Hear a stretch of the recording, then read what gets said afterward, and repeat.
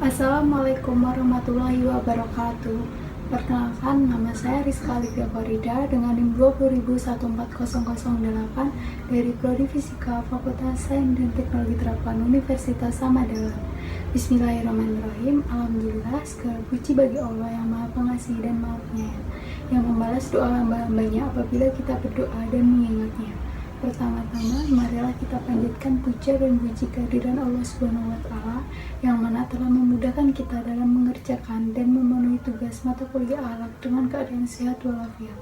Salawat serta salam tak lupa mari kita junjung tinggi kepada baginda Nabi Muhammad SAW bersama ahlul baitnya, juga kepada guru-guru kami, orang tua kami, saudara kami, pemimpin-pemimpin kami, muslimat dan muslimat yang terdahulu juga yang akan datang. Di sini saya akan menyampaikan materi ceramah dengan tema alat bertetangga. Tetangga adalah orang yang pertama mengetahui dan merasakan kebaikan juga gangguan kita. Karena itu, adab mulia bertetangga sangat ditekankan dalam syariat Islam. Tetangga bisa saja yang pintu rumahnya dekat dengan kita, atau bisa juga yang jauh dengan kita, tetapi tahu keseharian kita. Dalam syariat Islam, memenuhi hak tetangga karena kedekatan pintu rumah lebih diutamakan ketimbang yang jauh. Dari Aisyah, dia berkata, "Wahai Rasulullah, saya memiliki 2 tetangga. Lalu, manakah yang aku beri hadiah terlebih dahulu?" Beliau menjawab, "Yang lebih dekat dengan pintu rumahmu." Hadis riwayat Bukhari. Dalam kehidupan masyarakat, kita tidak akan pernah terlepas dari kegiatan bertamu dan menerima tamu. Sebelum memasuki rumah seseorang, hendaklah terlebih dahulu meminta izin dan mengucapkan salam kepada penghuni rumah. Allah Subhanahu wa Ta'ala berfirman, Quran Surat An-Nur ayat 27, "Ya ayyuhallazina amanu la tadkhulu buyutan ghayra buyutikum hatta tastanisu wa tasallimu ala ahliha yalikum khairul lakum la'allakum tazakkarun." Yang artinya, hai orang-orang yang beriman, janganlah kamu memasuki rumah yang bukan rumahmu sebelum meminta izin dan memberi salam kepada penghuninya. Yang demikian itu lebih baik bagimu agar kamu selalu ingat. Meminta izin bisa dengan kata-kata dan bisa pula dengan ketukan pintu, atau dengan menekan bel atau dengan cara lain yang dikenal baik oleh masyarakat setempat. Bahkan, salam itu bisa dianggap sekaligus sebagai permohonan izin. Menurut Rasulullah SAW, meminta izin maksimal boleh dilakukan 3 kali. Jika sudah 3 kali tidak ada jawaban, seyogianya yang bertamu kembali pulang. Jangan sekali-sekali masuk ke dalam rumah tanpa izin, karena tidak menyenangkan dan akan mengganggu si tuan rumah. Rasulullah SAW bersabda, "Jika seseorang di antara kamu telah meminta izin 3 kali lalu tidak diizinkan, maka hendaklah dia kembali." Hadis riwayat Bukhari. Kenapa meminta izin maksimal 3 kali? Karena ketukan yang pertama sebagai pemberitahuan kepada tuan rumah akan kedatangan tamu. Ketukan yang kedua memberikan kesempatan kepada penghuni rumah untuk bersiap-siap. Ketukan yang ketiga diharapkan penghuni rumah sudah berjalan membukakan pintu.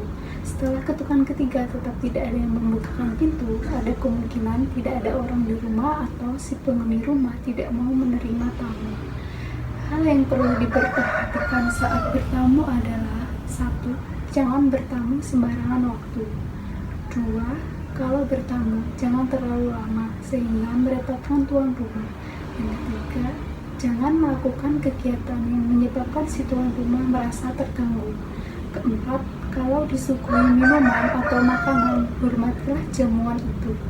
Yang kelima, hendaklah pamit waktu mau pulang.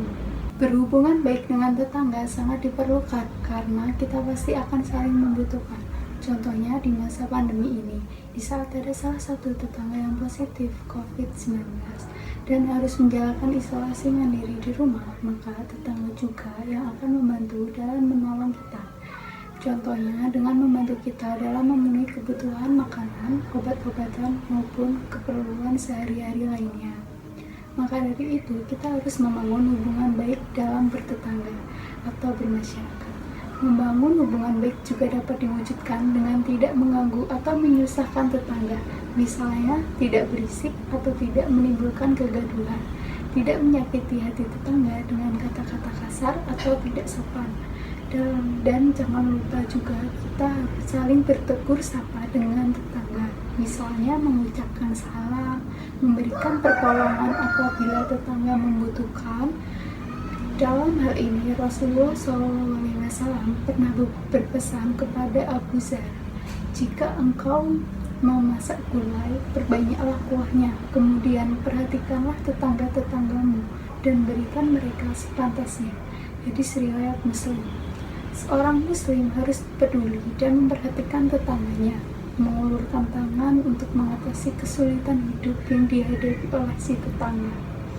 Untuk terciptanya hubungan baik sesama muslim dalam masyarakat, setiap orang harus mengetahui hak dan kewajiban masing-masing dalam masyarakat. 1. Menjawab salam. Mengucapkan salam hukumnya sunnah, menjawab hukumnya wajib. 2. Mengunjungi orang sakit. Menurut Rasulullah SAW, orang-orang yang beriman itu ibarat satu batang tubuh. Apabila satu batang tubuh sakit, maka yang lain ikut prihatin. Kita harus meluangkan waktu untuk mengunjungi saudara yang sedang sakit. 3. Mengiringkan jenazah. Apabila seseorang meninggal dunia, masyarakat secara kifayah wajib memandikan, mengkafani, mensolatkan, dan menguburkannya. Rasulullah SAW sangat menganjurkan kepada masyarakat untuk dapat mensolatkan dan mengantarkan jenazah ke kuburan bersama-sama. 4. Mengabulkan undangan.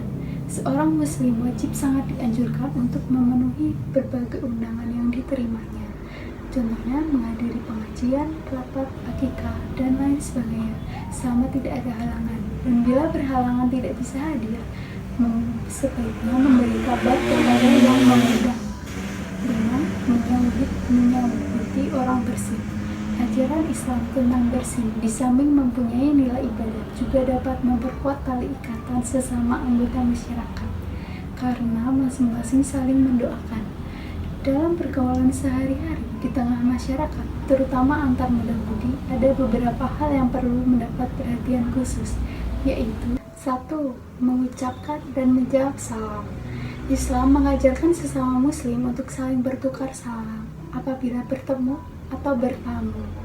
Salam yang diucapkan minimal Assalamualaikum. Mengucapkan salam hukumnya sunnah, tetapi menjawab salam hukumnya wajib. Bila bertamu, yang mengucapkan salam terlebih dahulu adalah yang bertamu. Salam tidak hanya diucapkan saat saling bertemu, tetapi juga saat mau berpisah. Jika dalam rombongan, baik yang mengucapkan maupun yang menjawab salam, boleh hanya salah satu anggota. Rasulullah SAW melarang orang Islam mengucapkan dan menjawab salam ahlul kitab, yaitu Yahudi dan Nasrani. Pria boleh mengucapkan salam kepada wanita dan begitu juga sebaliknya. 2. Berjabat tangan. Rasulullah SAW mengajarkan bahwa untuk lebih menyempurnakan salam dalam menguatkan tali ukhuwah Islamiyah, sebaiknya mengucapkan salam diikuti dengan berjabat tangan atau bersalaman. 3. Kalau yang perlu diperhatikan dalam pergaulan muda budi pria dan wanita adalah khawah, yaitu berdua-duaan antara pria dan wanita yang tidak memiliki hubungan suami istri, tidak pula mahram tanpa ada orang ketiga. Rasulullah SAW melarang pria dan wanita berkhawah baik di tempat umum maupun di tempat sepi. 4. Ukhuwah Islamiyah. Ukhuwah Islamiyah adalah persaudaraan antara sesama muslim di seluruh dunia tanpa melihat perbedaan warna kulit, bahasa, suku, bangsa, dan keluarga negaraan. Supaya ukhuwah Islamiyah dapat tegak dan kokoh diperlukan 4 tiang penyangga, yaitu ta'aruf, tafahum, ta'awun, dan takafur. Supaya ukhuwah Islamiyah tetap erat dan kuat, setiap muslim harus dapat menjauhi segala sikap dan perbuatan yang dapat merusak dan merenggangkan ukhuwah Islamiyah. Allah Subhanahu wa Ta'ala melarang orang yang beriman melakukan perbuatan 1. Memperolok-olokkan orang lain. 2. Mencaci orang lain. 3. Memanggil orang lain dengan gelar yang tidak disukai. 4. Berburuk sangka. 5. Mencari-cari kesalahan orang lain. 6. Berkunjing.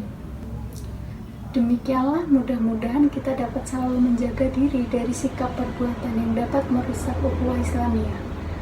Demikian ceramah agama yang dapat saya sampaikan pada kesempatan ini. Semoga dapat bermanfaat bagi kita semua dan dapat kita aplikasikan dalam kehidupan sehari-hari. Lebih dan kurangnya mohon dimaafkan. Saya benar datangnya atas bimbingan Allah Subhanahu wa Ta'ala yang Maha Besar, dan yang salah, khilaf atau keliru itu datangnya dari saya pribadi sebagai manusia biasa yang tidak pernah luput dari salah, khilaf, dan dosa. Akhirul kalam, subhanakallahumma wa bihamdika, asyhadu alla ilaha illa anta, astaghfiruka wa atubu ilaik, walahul muwaffiq ila aqwamit thoriq. Terima kasih. Wassalamualaikum warahmatullahi wabarakatuh.